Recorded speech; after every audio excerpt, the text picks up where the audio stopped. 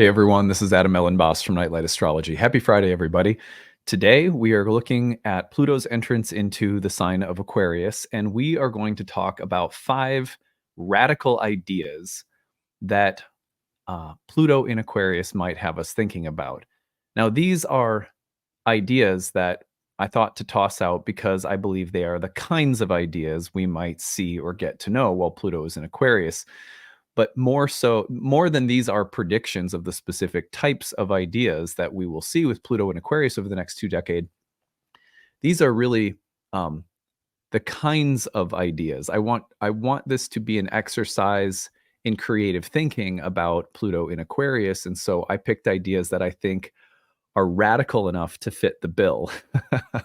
But that does not mean that I am literally predicting that these ideas will come about while Pluto is in Aquarius. They could. I wouldn't be surprised given the nature of Pluto in Aquarius. But more importantly, I want us to think about the large paradigm shattering or shifting ideas that could come about while Pluto is in the sign of Aquarius. So that's going to be our exercise for today. And I think you guys will enjoy this as a thought experiment. I am not, by the way, trying to sell you on any of these radical ideas. They are not even my own beliefs. They are just ideas that I find compelling and interesting to think about. So anyway, that is our goal for today. As Pluto's entering Aquarius, we're going to do some thought experiments. Don't forget to like and subscribe before we start. Click the little thumbs up button. It takes 2 seconds and it really helps the channel to grow. We really appreciate it when you guys do that. You can find transcripts of any of my daily talks on the website, nightlightastrology.com. You guys know that we had a few classes that started this month. Today, our masterclass series starts. We're doing a 4-part series on the fixed stars in ancient astrology. So if you want to join that class, it starts today. It's not too late. You can jump in and listen to the recording of the first talk if you missed it. You can find all of our classes and information about our classes, including the masterclass series, the Year 3 program in counseling astrology that just began, or our monthly moon circle called Roots and Spheres. You can learn more about any of those on the website under the courses tab. And if you are someone who would like to join but needs a little help financially, please try out the need-based tuition option. That's why we bang the drum so hard the last 40 days of the year to fundraise. And when it's successful, that option is a huge bonus. It's great. So check that out and use it if you'd like to join us but need a little help financially. Any questions about the programs or the need-based tuition, email us info@nightlightastrology.com. Okay, well, let's put up the real-time clock and take a look. So here we are on Friday the 19th. You can see that Sun-Pluto conjunction coming through. It's a good day for provocative thoughts and statements. We'll see January 20th on Saturday that Pluto will enter the sign of Aquarius, joining the Sun. And so we have this as the transit of the weekend. Now, this lasts Pluto in Aquarius all the way until September, at which point it retrogrades into late Capricorn again, 29th degree, all the way until November. Later on in November, Pluto enters Aquarius again to stay for the next roughly 2 decades. So this is the year of Pluto's ingress into the sign of Aquarius. We've been looking at it this week. We did some horoscopes yesterday. Today, we're going to consider Pluto in Aquarius from the standpoint of the kinds of ideas or paradigm shifting thoughts that may become fascinating to us, or that may actually take hold in the collective somehow. Now, again, I want to issue some qualifiers. 1, you do not need to believe in any of these ideas as true. I am presenting this as a thought exercise, an archetypal thought exercise, which means these are the kinds of ideas that you might see coming about with Pluto in Aquarius, because they are so significantly different than the way we currently think about things. And that's what I'm getting at, more so than believe this idea or this is exactly what's going to happen over the next 20 years. This is a thought exercise that gets us into the realm of Pluto in Aquarius, which changes thought structures. Why does it change thought structures? This is a fixed or solid air sign. The element of air was related to the mind and to the social currents of our ideas and the way that they impact our lives and relationships as a human species. None of the air signs more than Aquarius represent the collective and the way in which collective ideas change institutions, paradigms, trends, the zeitgeist, whatever you want to call it. There is a the prevailing attitude of an era is so connected to Aquarius, because this is a fixed air sign. It's also the rulership of Saturn, and Saturn has to do with what is established versus what is outside of the establishment and the relationship between the two. Saturn is like the gatekeeper between the established, the known, and the unknown, or what might appear to be progressive, revolutionary, or even heretical. So that is one of the things that comes up while Pluto is in Aquarius is we have tension existing between known thought patterns that shape or move the collective narrative along and those that are unknown or disruptive or that stand outside the status quo and challenge established patterns, right? So there's an interaction between the two. Not every new idea is a good one. That's a problem with Aquarius sometimes. And not every old idea is a good one either. So sometimes the tension exists between things that are known or unknown and also things that are new versus things that are old. And we have to be careful because sometimes the new cloaks itself in the word better, and the old will sometimes cloak itself in words like, reliable or wise or something. Uh, so these tensions will be a part of the Pluto and Aquarius experience, and there's not just one direction it can go in. So just because I'm presenting on some ideas that are new doesn't mean that anything new is better. I want to make that clear. However, one of the very common things that will happen when Pluto is in Aquarius is it will unleash the creative force of new ideas that challenge old ideas and old structures of thought that dominate the human narrative. So, anyway, these are 5 radical ideas of the sort you might see while Pluto is in Aquarius. And have fun with this, right? I don't know if any of these are true. I'm just saying. Okay, number 1, real paradigms create real patterns. Let me give you an example. Let's say that you are in a therapeutic paradigm that um, holds the belief that our our childhood experiences um, determine the shape or course of our life. Uh, the result of such a belief, very reasonably, would be that if you have a lot of trauma in your childhood, let's say you have an abusive parent, that abuse will shape and form the experience of your adult life, the patterns, habits, and behaviors that establish themselves in your adult relationships and so forth. I'm not saying anything that probably everyone should be familiar with this particular like model, this particular way of looking at youth and adulthood as like a causal continuum, and what happens when you're a kid causes how you turn out as an adult and stuff like that. Okay, so in that paradigm, which is a real paradigm, right? It's a real paradigm. There will be real patterns that come from that very real paradigm. In other words, if you take the axiomatic starting point of that paradigm that your childhood determines your future, um, then therapy will be effective insofar as it can go back into the past and heal old traumas and somehow rewire the early programming, right? And how many of you have ever participated in such a paradigm and found it to be indeed effective and has a kind of truth value, right? Yeah, totally. But there are other paradigms that actually require different axiomatic starting points in the world of therapy. For example, James Hillman famously proposed a different idea in his book, The Soul's Code, which I've been rereading recently. And I thought, well, this is an interesting, I could use this as part of this talk. So in The Soul's Code, he proposes a different idea rooted in ancient mystical philosophy, by the way, much of which was associated very clearly with the earliest astrological viewpoints.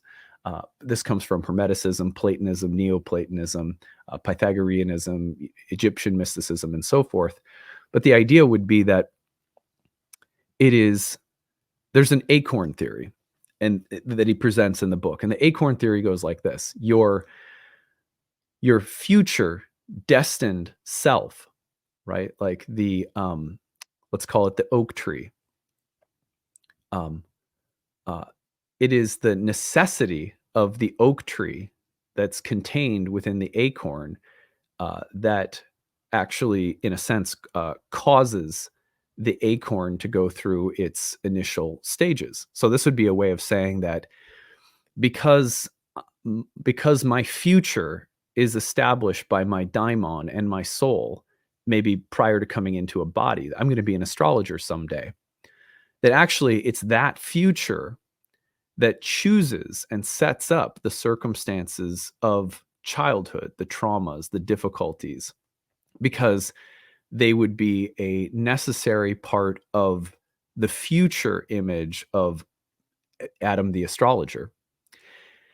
And so, in that sense, Hillman says one of the things that we have to do is we actually have to kind of deprogram ourselves from the ideas that our early traumas are like accidents and misfortunes that we have to somehow correct or erase or heal. That actually, what really needs to be healed is the paradigm itself that we have, which is a paradigm that doesn't acknowledge that our childhood is shaped by the future destiny that we're here to fulfill. Now, I'm not saying you have to believe that, but that is a radically different idea about uh, what the reason for or purpose of challenging events in childhood are. And as soon as people hear that, right? I mean, this is the point where I get to where I'm like saying, don't. I'm not trying to convert you to this idea, but the reason that I chose this idea is because some people, as soon as they hear that, are going to get angry, are going to get upset, are going to, I don't know, I do not like that. It almost seems like it's saying that your childhood traumas weren't traumas, they were a part of your destiny. And for some people, that's something about that feels a little like you're trying to bypass something. But it's interesting because in the soul's code, Hillman does not suggest that those traumas aren't real, painful, difficult, excruciating, etc. He says, oh, they are, but whereas in one therapeutic model, you go in and try to heal them so that you can be okay as an adult. In the other model, you go in and try to understand them as a part of the soul image that is your destiny. And there's a difference. There's a difference between trying to heal them as though they were random, unfortunate things that should not have happened, and going in and trying to understand them, which is also a kind of healing, as excruciating, painful aspects that were a necessary part of your destiny. Very different, right? Subtly different. Now, I'm not telling you which one to think about. And I'm not even actually saying that there's one that's true and one that's false. Instead, consider this. What if different paradigms create different patterns? What if different paradigms require different kinds of work, different kinds of thinking about why we're here? And what if these paradigms are not true or false? They're just paradigms. And what if a paradigm, think about it like this, is like if you think about a paradigm, like the paradigm of healing childhood wounds so you can be okay as an adult, whereas the childhood wounds not addressed will maybe mess you up as an adult. Think about that as a mandala. That mandala and all of its patterns and the way that healing works within that paradigm is not true or false. It's just a paradigm that has this real power to create real patterns and real ways of addressing those real patterns. The radical idea here is not that Hillman's proposal about childhood events being somehow a necessary part of destiny, and that actually the future self is what causes the childhood self rather than the childhood self causing the adult self. It's not that paradigm is true and the other one false. It's that it's a different paradigm that it's a different mandala, and it has a different way of creating interaction and meaning and value. It has a different way of describing what therapy is and does. So the profound shift in thinking would be to recognize that rather than battling between paradigms, that we live in something like a psychedelic reality in which different paradigms can be interacted with and they create real meaning and with real patterns and real values and real approaches and real strategies and real reasons for being here and so on and so forth. Can you imagine a world in which we started to understand paradigms as like uh, tapestries or matrices that we enter into that affirm and cohere to the assumptions we make? It's as though the assumptions we make create the mandala that we interact with. A kind of participatory relativism doesn't lack anything in the realm of being like absolute or fixed or reliable or sturdy. It's just that the paradigms themselves are choices, and there is, rather than there being a true and a false choice, there are just options.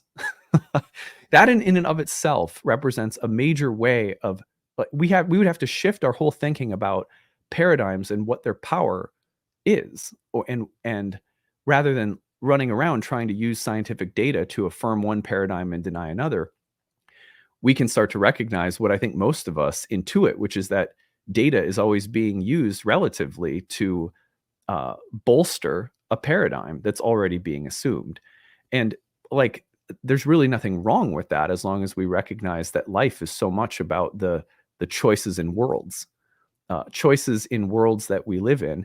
And one of the other things that could happen while Pluto is in Aquarius is we could stop being so threatened by the fact that some people choose one paradigm. I'm going to heal my childhood because it's affected my adulthood, versus people choosing another paradigm, which is my childhood was not a mistake. It was a necessary part of the my future destined self called forth this kind of childhood, and I need to find the meaning in it and see how it's connected to that future self.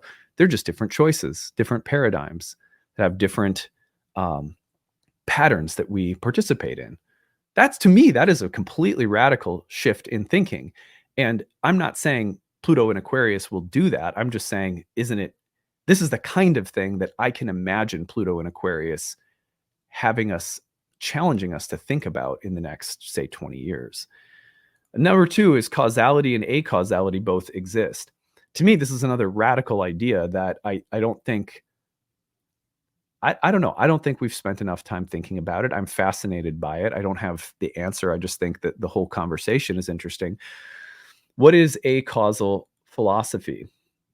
The theory posits an acausal realm or a continuum as the source of energy that animates living beings, that this energy differs from the energy observed by science such as physics and chemistry, and that all currently known living beings are nexions or regions where the theorized acausal intersects with, is connected to, or intrudes into the observed physical causal universe known and described by science such as physics. So this would be a way of saying that life itself, when you describe the universe as a series of causal properties, interaction, like a clock, like a mechanism, that there's a sense in which the universe displays and can be observed as like a mechanism that has interacting parts that create causal chains of action and reaction, chemistry, physics, etc. And that's one part of the known universe.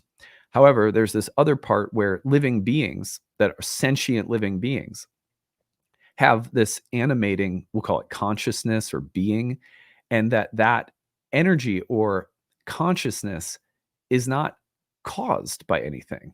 And its volition, its choice, its will, its creative agency is also, it can't be contained, or it does not participate in the same realm as the causal, although there's meaningful interaction with it. To me, that is really important because that's where I see astrology coming in. That's where I see all divination coming in. I believe that divination is the way in which we speak to the universe as a living thing that is above and beyond the causal laws that the causal laws of the universe. It's a way of talking to the universe through the appearance of observable, repeatable patterns, the motions of the planets and so forth. But it's a way of looking at the sort of causal realm as a language that is being spoken, um, and depending on why you approach it and who approaches it and when you approach it and so on and so forth. That divination itself is like this, that you're using those observable kind of causal looking patterns, but you're using them to speak to something that is ultimately not bound by causality. It's living, it's alive, and it has meaningful intersection with those laws and properties, so to speak, but it's also beyond them. Uh, I love this idea because this is, to me, um, this means, for example, that, like, and I've used this example before, but let's say when you're playing music and you're tapping into something that is, uh, it moves the soul. There's poetry, there's meaning, there's beauty. That the the choice on behalf of the living being to express itself in one way, or to make a choice, or to play music, or to write poetry, or to fall in love, or to connect with other living beings, um, there there's nothing that can properly, um, the byproduct might be to describe the chemistry that happens when you play music, or the chemistry that expresses itself when you fall in love with someone. But the choice, the agency, the sentience, the consciousness of the living being to make free, unbound choices that interact then with this interesting bound world of causality. I, I don't want to live in a universe that doesn't include both. You know, that doesn't include um, acausal, free-willed, sentient beings that do not are ultimately not bound to a first cause, right? That and that's, to me, exactly, if you look carefully at what a lot of like Eastern yogic philosophy says about the Purusha, the living essence that we might call ourselves souls or spirits, that's what it's describing. And it's saying that reality itself is more that than a series of laws and governing causal principles, even though reality also does contain and express those kinds of things. But there's an interaction between the two.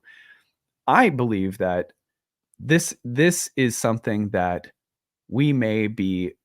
I really believe that there's people who are open-minded enough in the realm of science and philosophy and theology and art that we might be close to understanding that there is an aspect to reality that is completely acausal, that not everything is bound up in laws and properties and causal dynamics.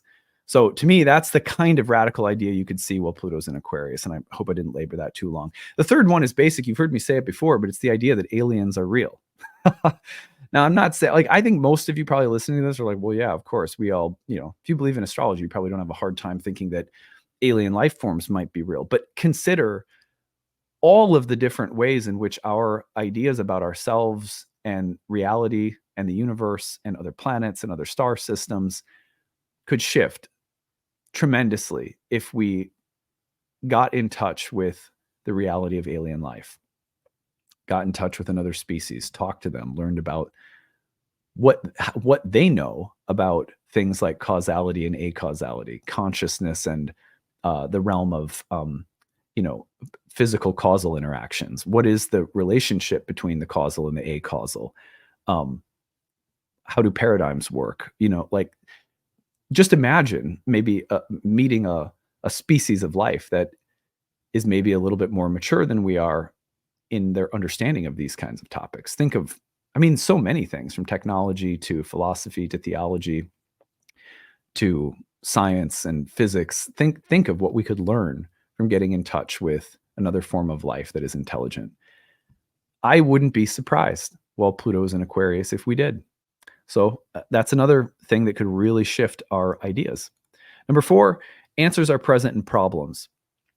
This is not new. This is thousands of years old, and as indigenous people from all over the planet know this, shamanic people know this, any contemplative traditions, religiously and mystical traditions know this.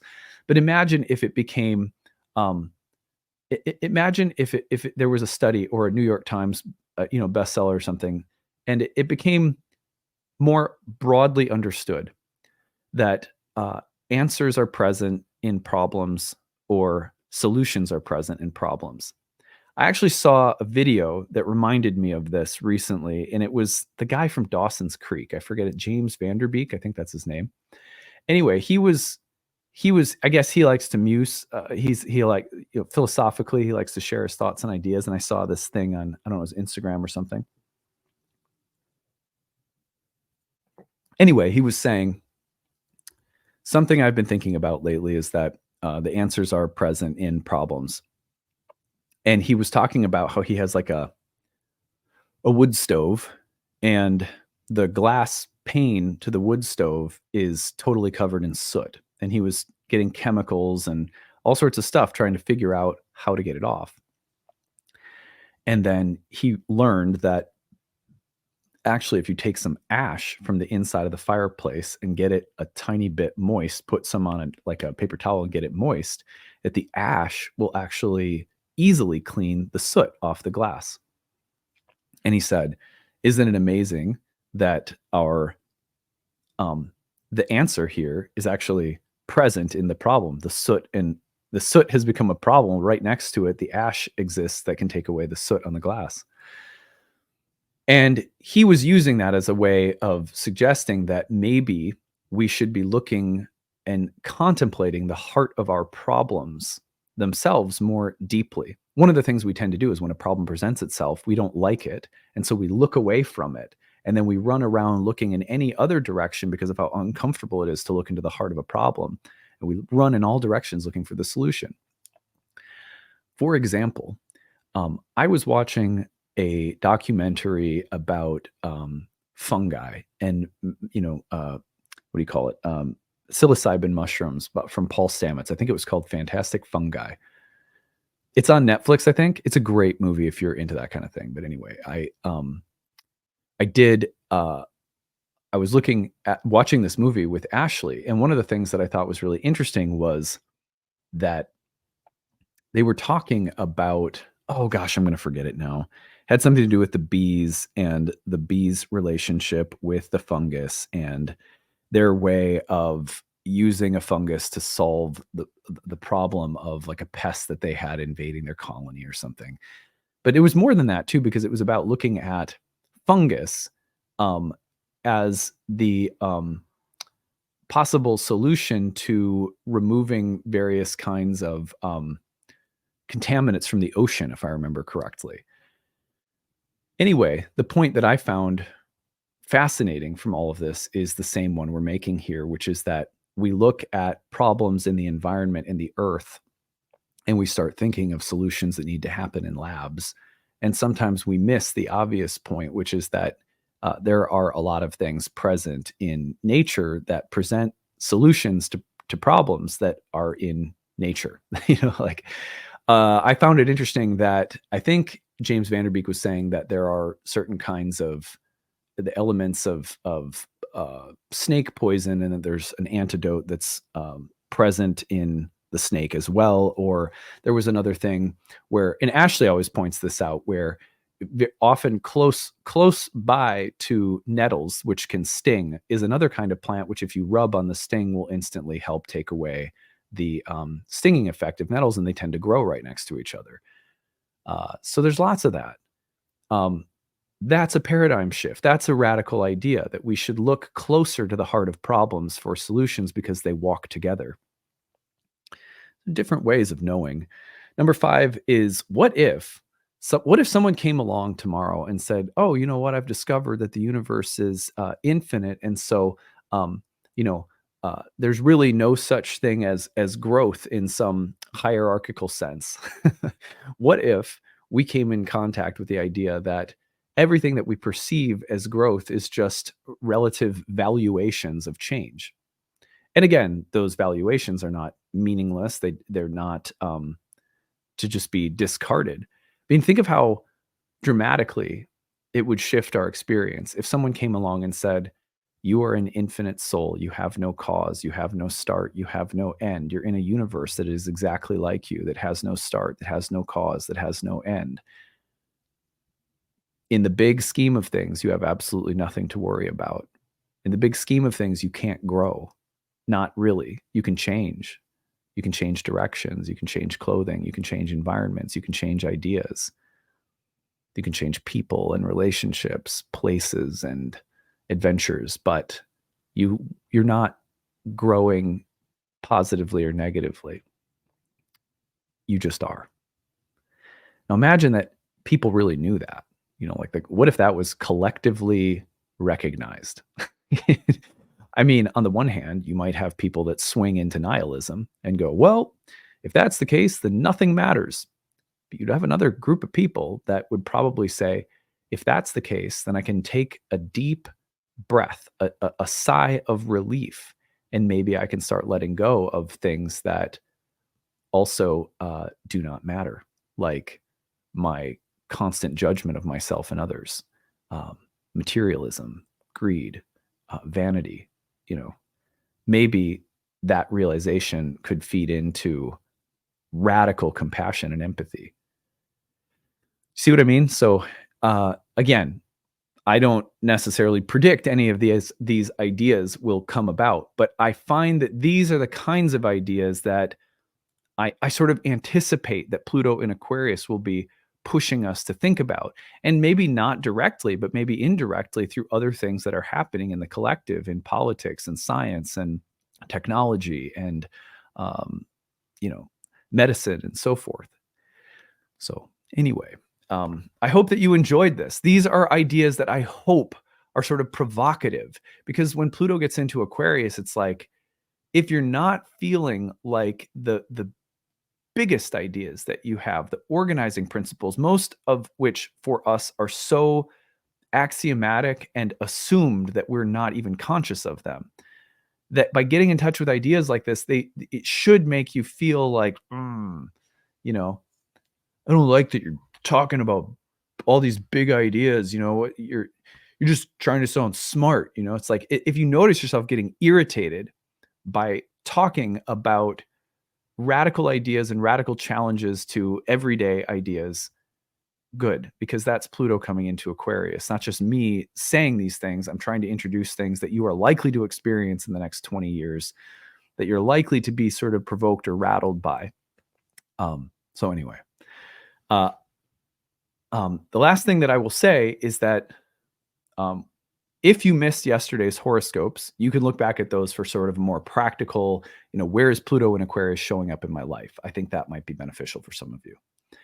Okay, more on Pluto and Aquarius to come for sure, but I hope you guys have a great weekend and that we prepped you this week for the confluence of events that is happening this weekend. It's a big astrological weekend. If you got stories to share, don't forget, you can always use the hashtag grabbed. Tell us the transit, tell us your story in the comment section, or email us your story, grabbed@nightlightastrology.com. Probably get a storytelling episode coming up soon here, because we had a lot of good ones come in around the new year as well. All right, that's it for today. Have a good one, everyone. Have a great weekend.